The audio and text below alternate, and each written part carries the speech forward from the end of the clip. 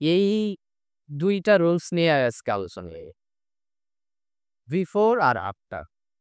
Before আর আফটারের ক্ষেত্রে মনে রাখবা বিফোর অর্থ কি? আগে আগে। তার মানে এর আগের অংশটা হবে হলো পাস্ট পারফেক্ট। আফটার অর্থ কি? এর পরের অংশটা হবে পাস্ট পারফেক্ট। এর আগে বলছি তার মানে আগেই হবে পারফেক্ট, পরে না।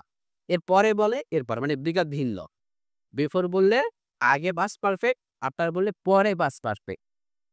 তাহলে যদি এই দুইটা আগে আর পরে হওয়ার কারণে পাস্ট পারফেক্ট হয় তাহলে এই দুটো আবার সেম হবে কোনাকুনি, তাই না? এই কোনাকুনি এর প্রথমটা হবে পাস্ট ইনডিফিনিট, ওর পরেরটা হবে মানে উল্টাটা হবে পাস্ট ইনডিফিনিট। এর আগে বলছি পাস্ট পারফেক্ট, এর পরে হবে পাস্ট ইনডিফিনিট। এর পরে বলছি পাস্ট পারফেক্ট, তাহলে আগে হবে পাস্ট ইনডিফিনিট। তার এক্সাম্পলটা কেমন হয়? The patient had died before. এই যে বিফোর কথাটা এখানে আছে, তাহলে বিফোরের আগে কি হবে আমাদের? Past perfect. পাস্ট পারফেক্ট কিভাবে বুঝবো? ভার্ব প্লাস কি হ্যাড প্লাস ভার্ব থ্রি। কি জানি? Had had plus verb three হবে কি হয়েছে? পাস্ট পারফেক্ট হয়ে যায়। Subject had plus verb three, তার কি হয়েছে? বিফোর হয়েছে। আবার দ্যাট আফটার কেম, এই যে that after came past indefinite, past মানে কি? পার্ট টু, এই যে কেম হয়েছে কাম থেকে। আবার আফটারের ক্ষেত্রে কি হচ্ছে? আফটারের আগে হলো পাস্ট ইনডিফিনিট, পরে হলো পাস্ট পারফেক্ট।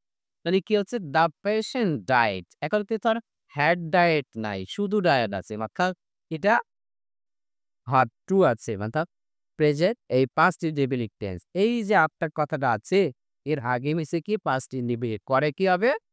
Past perfect. কি হবে? Had plus verb three, come came come, আবারও কাম, তাই না? ভার্ব থ্রি হলে কাম হতে হবে, তাহলে হ্যাড প্লাস ভার্ব থ্রি, অর্থাৎ রাইসফর্ম ভার্বে এই রুলসটা যে কোনো চাকরির পরীক্ষায়, ভর্তি পরীক্ষায় বা যে কোনো পরীক্ষায়, তোমার এসএসসি ইন্টারমিডিয়েট সব পরীক্ষার ক্ষেত্রে এখানে এই রুলস থেকে 1 মার্ক আশা করি কমন, একবারে 1 মার্ক কমন পাওয়া যায়।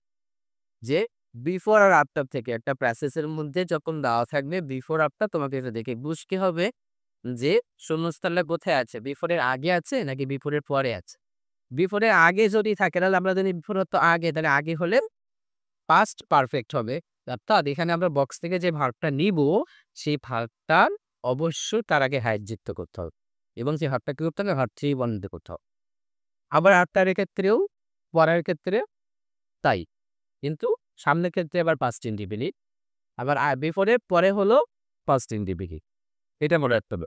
আফটার আর পর বিপর যদি আগে থাকে তারপরে যদি আমরা শূন্যস্থান থাকে। বিফোর আছে আগে এখানে, এবার শূন্যস্থান এখানে, তাই না? এই কামটা দেওয়া নেই, তার মানে বিফোরের আগে কি?